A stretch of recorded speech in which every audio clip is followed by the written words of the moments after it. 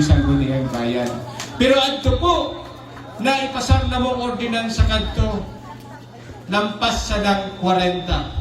Sa loob sa 3 taon lampas na 40 ordinansa ang ipasar.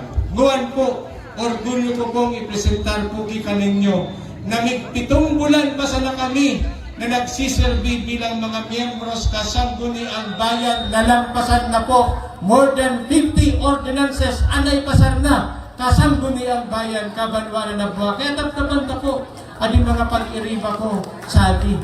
O di, dahil po sa adi sila, magtawag akong special mention para maintindihan po ninyo. Unuman ngayon, Attorney Vice, mamamatian man ka mga taga-barangay Santo Domingo, ana mga ordinansang pinapasar ninyo. Una, ordinansa, sponsor si Kagawad Chef Liansa sa si Attorney Sasa Simbulan.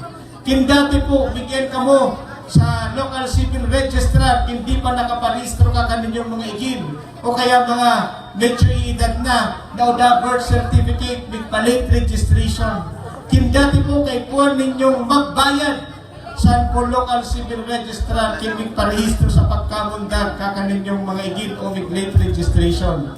Kindati kay puwan pa ninyong umayat kay Kapitan Marlo sa certificate of indigency para makalibre ka mo.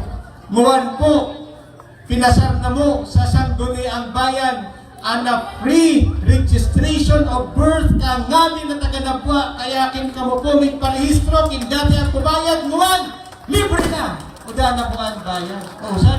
Adiwakan akong mga pag-iriba, mga sponsor ka.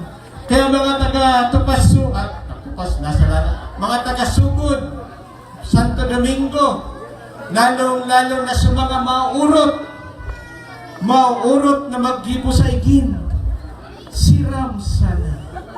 O dahil libre na ang pagpaparehistro kapag kabuntag, labo-labon ka na. O amo man, kunat-kunat ka.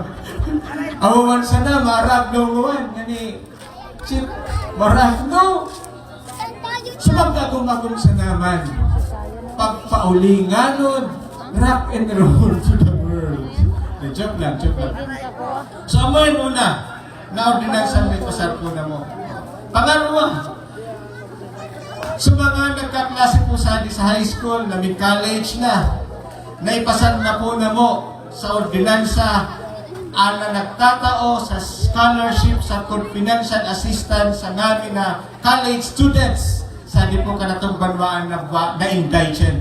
Kaya may avail po ninyo yan. Adi po ka na sa lokal na gobyerno, ako po kita programa sa scholarship. Ginigil po na po ang dati ni Mayor Simbulan, pero minaray po na mong mga miyembros na sa Sangguniang Bayan na ma-establishan, ma-institutionalize ang scholarship program ka mga indigents, college students sa di ka na itong banwaan na ba. Alman po ang sponsor, hindi ako nasa sala si Arnie Santo.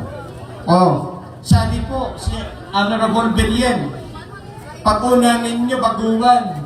Pero kung po paning aprobado ang ordinansa, pigpasar pa lang niya. Bigagi pa po adi sa proseso.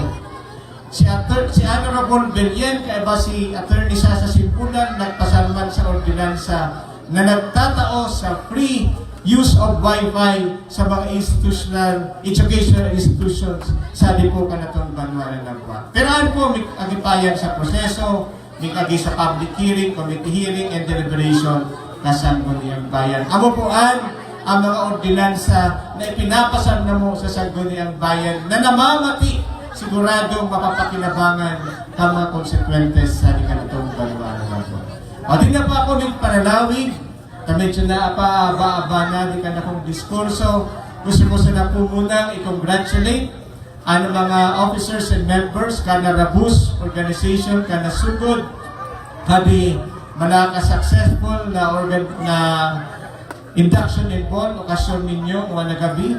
Asahan po ninyo na kami po sa Sangguniang Bayan, ako bilang presiding officer ng tabang sa abot ka kanamong makakaya uno man ang mga programa at proyekto na implementar higipon po ninyo sa di kaninyong SONA. And of course, the same expression of support kaman na inlain ng mga organisasyon, sa asosasyon na nag-existir sa po kaninyong barangay Santo Domingo. O di na po ako migparalamig. Congratulations po kaninyo. Advance Happy Fiesta. Kaan po pala Santo Sadi, Santo Niño.